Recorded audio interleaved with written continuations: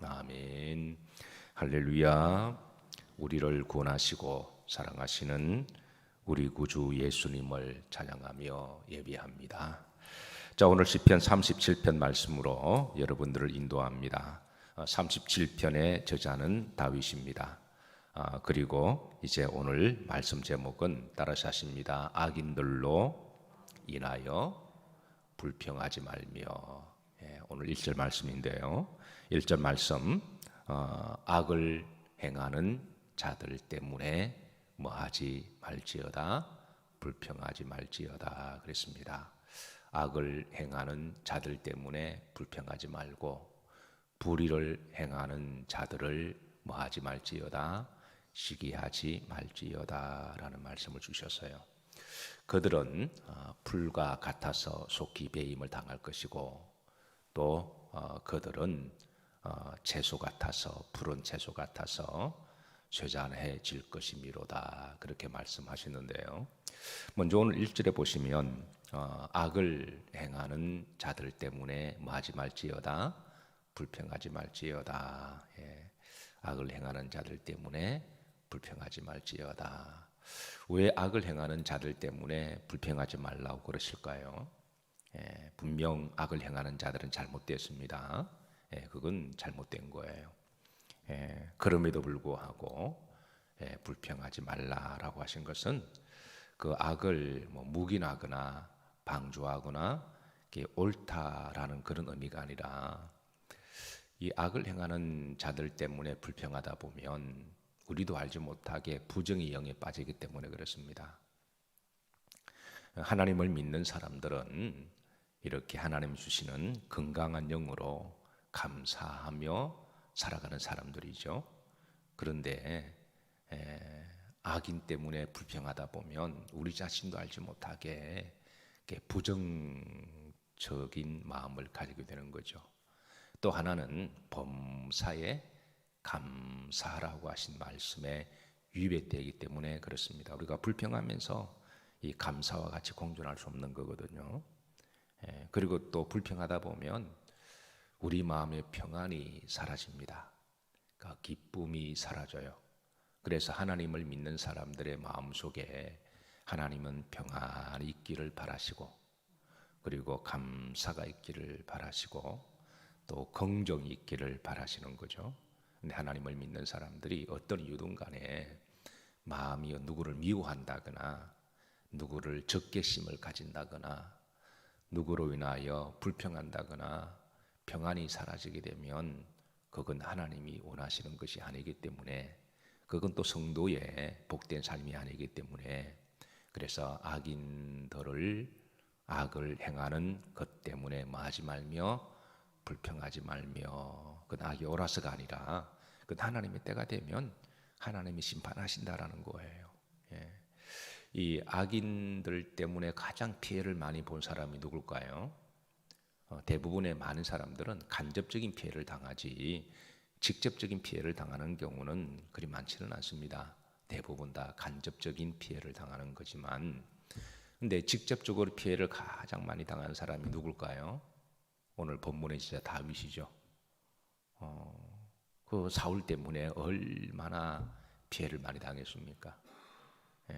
그래서 그거 생각하면 다윗이 자다가도 벌떡벌떡 일어나고 원통하고 억울하고 분해서 못 살고 그래서 사울에게 원수 갚는 마음으로 그렇게 살아가면 나중에 악한 영에 같이 미혹이 되어서 너 죽고 나 죽고 나 죽고 너 죽고 이렇게 되기 때문에 이 다윗이 하나님 앞에 기도할 때 아마 다윗도 사람이기 때문에 그런 마음이 들었겠죠. 그런데 다윗이 하나님께 기도하면서 하나님의 성령이 감동하심으로 주신 말씀이 악을 행하는 자들 때문에 이 사울이 얼마나 악을 많이 행했습니까? 그것 때문에 뭐 하지 말며 불평하지 말며 따라서 하십니다. 악을 행하는 자들 때문에 뭐 하지 말며 불평하지 말며 어떤 사람은 하나님이 살아계심이 이룰 수가 있냐라는 부분까지 발전을 합니다.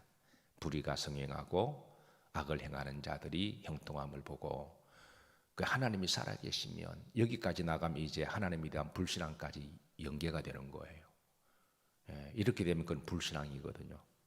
그래서 하나님은 살아계시고 지금 잠시 악이 판치고 악인이 행동하는 것 같지만 하나님은 반드시 때가 되면 심판하시는 하나님이십니다.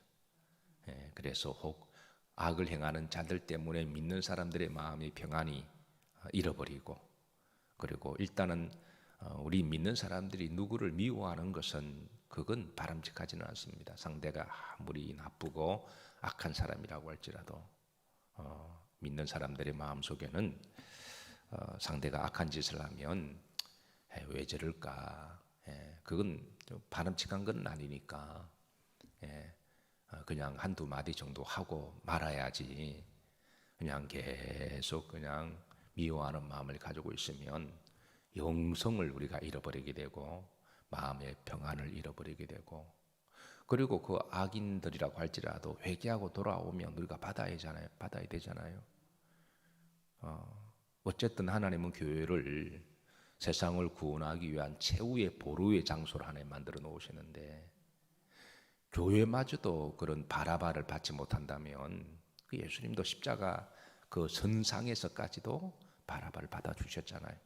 그 바라바가 얼마나 그 후한무치한 자고 강도고 살인자요, 또 뭐 온갖 짓을 다 했겠죠.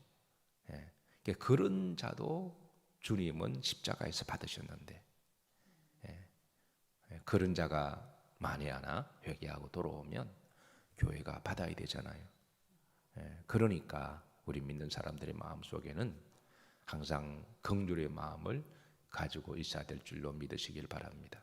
이 말씀을 오해하면 안 됩니다. 악을 옹호한다거나 악을 묵인해 준다거나 악에 대한 분별력을 상실하고 그게 옳다라 그런 게 아닙니다. 분별은 하되 우리 믿는 사람들이 성령으로 말씀으로 또 건강한 이성과 상식으로 잘 분별하되 그거로 인해서 미워한다거나 적개심을 가진다거나 불평하거나 그러지 말라고 하는 게 바로 하나님의 교훈입니다.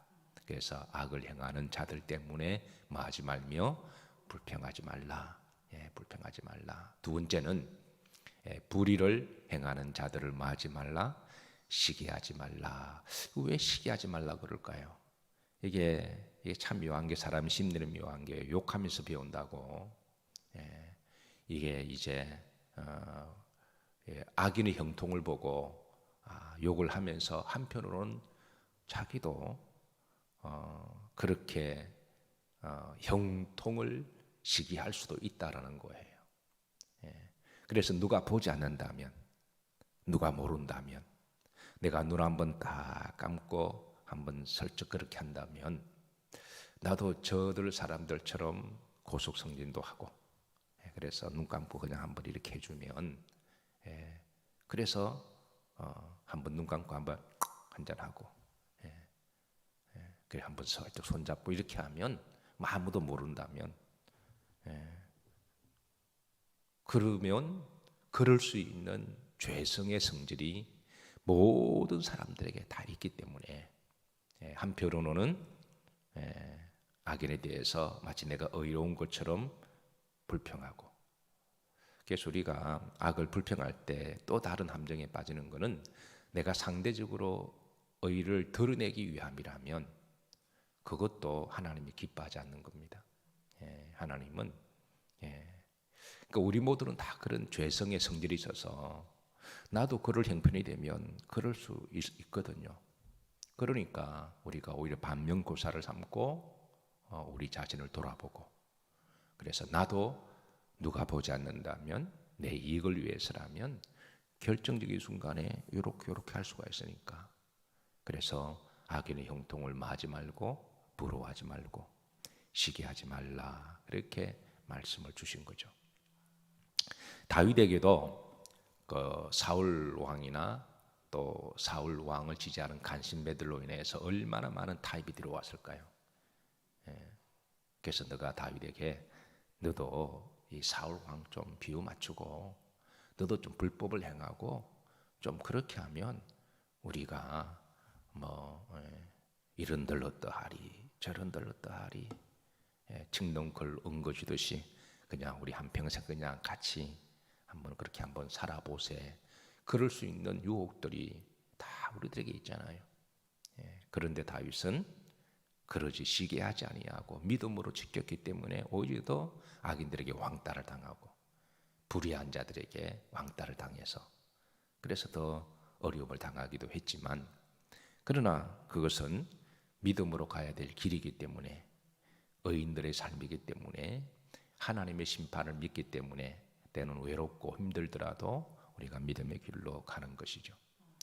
자, 그래서 2절에 보면 2절에 이제 하나님께서 이제 악인들, 불의한 자들 이제 말씀하시면서, 자, 그 이유를 말씀하십니다. 따라서 하십니다. 그들은 뭐 같아서 풀 같아서 속히 배임을 당할 것이다. 여기에 풀은 밭에 있는 풀을 이야기합니다. 밭에 있는 풀. 농부들이 농사를 지으려고 그러면 잡초들이 막 올라오잖아요. 그러면 농부는 그렇게 잡초를 가만히 보고 있다 하고 날 잡아서 잡초를 다 베버리는 거죠. 그게 알곡을 심어야 되기 때문에. 그래서 이게 있는 원문에 보면 게하시르라는 말은 이 밭에 있는 엉겅퀴, 특히 밭에 잡풀이나 엉겅퀴가 잘 자라요. 그러면 그거를 놔둘 수 없는 거거든요.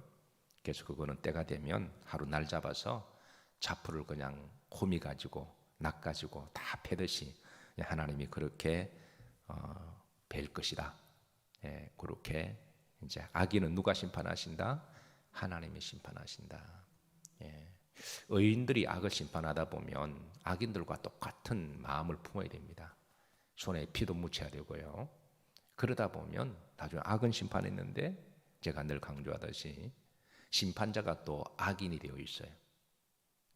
그러면 마귀가 정하는 거잖아요. 자, 두 번째, 무엇같이 푸른 채소 같다. 이 말은 이제 밥상에 있는 싱싱한 야채를 이야기합니다. 사실 싱싱한 야채는 사람들에게 사랑을 받습니다. 악인들이 형통하고 잘 나갈 때는요, 푸른 채소 같아서 아주 프레시하고 먹음직하고 보함직하고 탐스럽기도 해서 많은 사람들이 그걸 부러워하고, 그리고 푸른 채소에 쌈 싸먹듯이 그렇게 사랑도 받고 이렇게 사람들이 둘러싸여서 영광을 받는 것 같지만 곧 쇠잔해질 겁니다. 밥상에 있는 야채들, 그 야채들 한 하루 이틀 정도 지나면 그게 썩어서 냄새나서 그거 먹는 사람 없습니다. 그냥 갖다 버리죠. 마찬가지로 악인들이 한때 온갖 술수와 방법을 통해서 사람들에게 영광을 받고 칭찬을 받고 그리고 사람들에게 부러움도 사고 막 큰 소리 치는 것 같지만 하나님이 곧 지나면 그들을 쇠잔하게 만드셔서 하나님이 심판하실 것이고, 또 사람들에게 냄새 난다고 버림을 부피하고 냄새 난다고 버림을 당할 것임을, 이 얼마나 진리예요. 이 얼마나 진리입니까? 그래서 우리 믿는 사람들은 성령과 말씀을 주셨으니 시대를 잘 통찰해서, 그래서 영적으로 잘 분별하고, 그래서 휩쓸리지 아니하고 좌우로 우로 치우치지 아니하고, 그래서 믿음으로 살아가는 게 복입니다. 믿음으로 하나님은 때가 되면 반드시 악을 행하는 자들을 하나님이 심판하고, 무엇같이 풀같이 불의를 행하는 자들을 무엇같이 푸른 채소가 쇠산해지듯이 심판하시는 하나님이시다. 그래서 따라서 하십시다. 악인들은 끝이 좋지 않다. 처음에는 푸른 채소 같지만 나중에는 갖다 버리는 이게 쇠잔해진 채소같이 끝이 좋지 않고, 처음에는 이제 밭에 잡초처럼 잘 자라지만, 특히 잡초들이 또 잘 자라죠. 그 악인들이 형통할 때는 그냥 뭐 갑자기 뭐 이렇게 막 이렇게 잘 됩니다. 그런데 끝이 좋지 않습니다. 이게 악인들의 특징이에요. 그런데 의인들은 처음에는 좀 무던한 것 같지만 하나님은 점점 더 좋아지게 하시고, 그리고 의인들의 가장 좋은 날과 때는 하늘나라입니다. 하늘에서 영원한 상급으로 그 행한 대로 갚아주실 것이고, 하나님 영생의 복으로 하나님은 영원토록 상급해 주실 겁니다. 세브리서 9장 27절에는 우리가 잘 아는 말씀이죠. 한 번 죽는 것은 정한이지요 그 위에는 뭐가 있으리니 심판이 있다. 그래서 역사와 또 우리 생명을 심판하시는 분은 오직 하나님이심을 기억하시고, 오히려 악을 행하는 자들로 인하여 불평하는 게 아니라, 이 말은 역으로 말하면 믿음으로 의를 행하는 자들이 복 있는 자들이고, 불의를 행하는 자들을 시기하지 말라. 이 말씀은 역으로 의를 행하는 것이 바로 우리가 복임을 기억하시고, 오늘 하루도 예수님의 이름으로